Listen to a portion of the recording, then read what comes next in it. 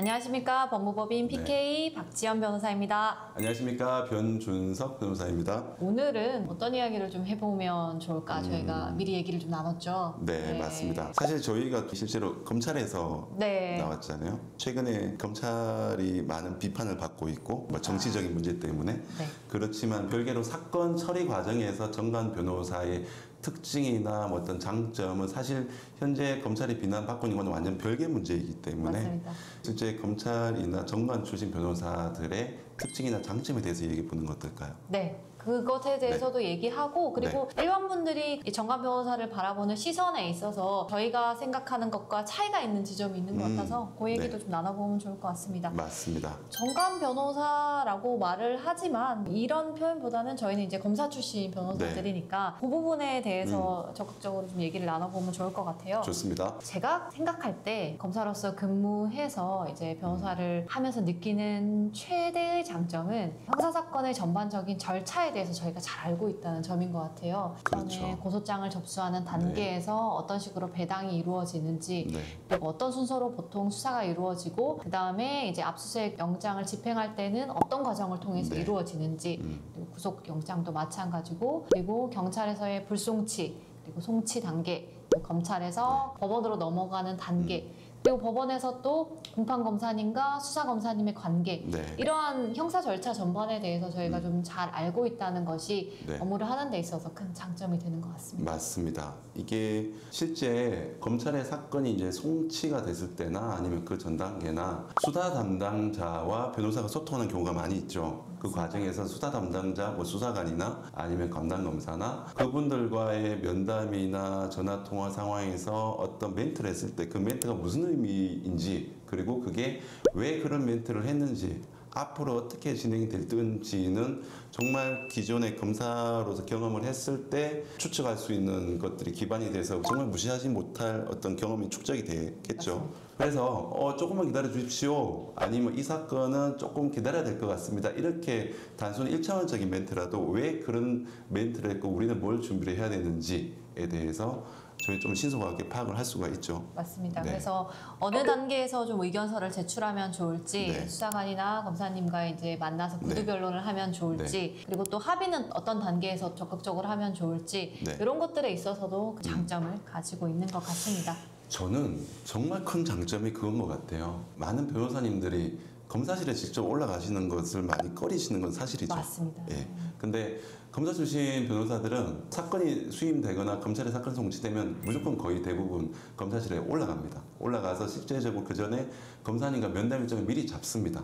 그러고 나서 사건에 대해서 저희들 입장, 의뢰인이 원하는 게 이겁니다. 검사님이 기록 검토한 결과는 어떠신지요? 그리고 혹시 앞으로 어떻게 하실 생각이신지요? 라는 말씀을 전화 통화로는 한계가 있을 경우에는 직접 면담을 한 10분, 20분 하면 우리 사건이 어떻게 되겠구나라는 건 거의 99% 이상 예측을 할 수가 있겠죠. 그리고 사실은 검사들이 굉장히 일이 많잖아요. 맞습니다. 한 검사실에 보통은 한 100여 개의 사건을 월중에 가지고 있는데 그렇다고 하면은 그 모든 사건을 일일이 기억해서 쟁점을 파악하는 것이 그러니까 머릿속에 넣어두는 것이 사실은 불가능에 가깝잖아요. 그래서 구두 변론을 하면서 어떤 것이 쟁점인지 부각시켜 줄 수도 있고 그 쟁점을 부각시킨 상태에서 기록을 좀 검사님들이 검토하시게 되면 확실히 사건 처리에도 좀 도움이 될 것 같다는 생각이 듭니다. 정관, 이 검사 출신 변호사도 경력 여부에 따라서 변론 방식도 많이 다르잖아요. 맞습니다. 뭐 예를 들어서 차장검사, 부장검사, 검사장 출신 변호사님들은 나름대로 50대 이상, 60대 이상의 변호사님들의 경우가 많겠죠. 그럴 경우에는 본인이 근무를 했을 때 같은 근무연이 있었던 분들이 대부분 아마 검찰청에도 간부님들인 경우가 많겠죠. 그리고 직접 사건을 수사를 하는 주인 검사는 한참 연배가 어린 검사인 경우가 많아서 실제로 그런 분들이 간부급들, 검사장님급들과 면담 일정을 잡는 경향이 많지 주인 검사님한테 면담을 잡는 경우는 있긴 있지만 많이 없었죠.